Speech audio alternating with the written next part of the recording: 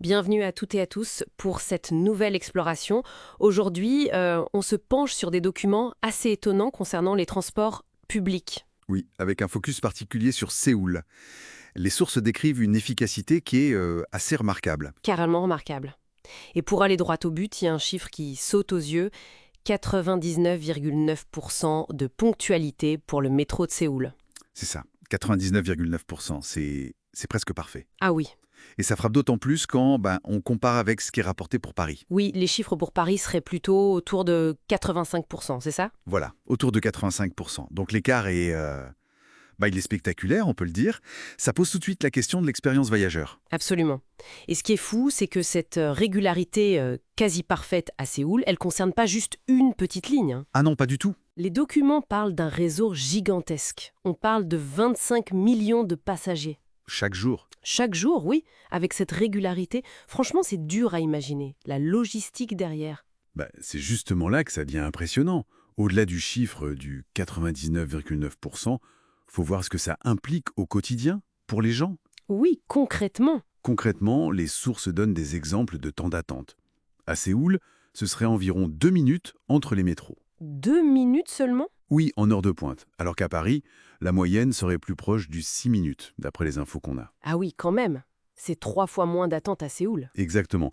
Et ça, ça change complètement le rapport au temps, la fluidité pour se déplacer en ville. Ça change tout, effectivement. Moins d'attente, c'est moins de stress, c'est plus de prévisibilité dans ces trajets. Tout à fait. On comprend mieux pourquoi les attentes des Coréens sont si élevées du coup. D'ailleurs, il y a une anecdote intéressante dans les sources. Ah oui. Apparemment, un simple retard de 2 minutes à Séoul, ça suffirait pour que les gens soient vraiment mécontents. C'est fascinant ça. Ça montre bien une culture de l'exigence, de la ponctualité qui est très forte. Oui, c'est pas juste l'opérateur, c'est aussi les usagers qui l'attendent. Exactement. Et cette attente, si on la compare, même implicitement, avec ce qu'on peut voir parfois à Paris, où on est peut-être plus tolérant face aux aléas, Bah oui, en retard de 5 ou 10 minutes à Paris, bon, ça arrive quoi. voilà. Donc cette différence d'attente, c'est déjà un indicateur en soi. Ça montre à quel point la fiabilité est devenue la norme absolue là-bas. Et réussir à tenir cette norme, cette fiabilité avec 25 millions de trajets par jour, C'est une prouesse. c'est vraiment une prouesse.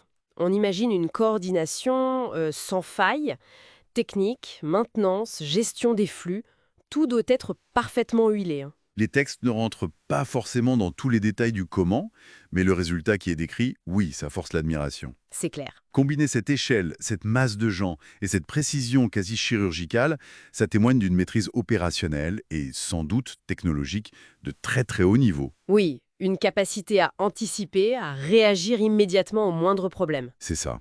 L'organisation qui est décrite semble vraiment pensée pour atteindre cette performance extrême. Donc, si on résume ce qui ressort de ces lectures, c'est moins une simple comparaison de chiffres Non, c'est plus profond. que vraiment un contraste dans l'expérience vécue au quotidien et dans ce que le public attend de son métro. Tout à fait. D'un côté, à Séoul, on a une quasi-certitude de ponctualité qui façonne les déplacements. De l'autre, une expérience où l'imprévu, l'aléa, fait peut-être un peu plus partie du voyage. C'est une bonne synthèse. Et bon, au-delà de ce constat qu'on lit dans les documents, ça nous amène forcément à nous poser une question un peu plus large peut-être. Oui, laquelle? Qu'est-ce qui explique vraiment cette différence? Quels sont les facteurs profonds derrière tout ça? Est-ce que ce sont les investissements massifs dans la technologie, des méthodes d'organisation particulières, une culture du service différente, ou même des aspects plus largement sociétaux? C'est vrai que ça ouvre beaucoup de pistes. Voilà. Qu'est-ce qui fait qu'on a un tel écart d'efficacité et finalement des attentes si différentes entre ces deux grandes villes? C'est une question complexe, mais qui est essentielle pour comprendre ce qui fait le succès d'un grand réseau de transport public.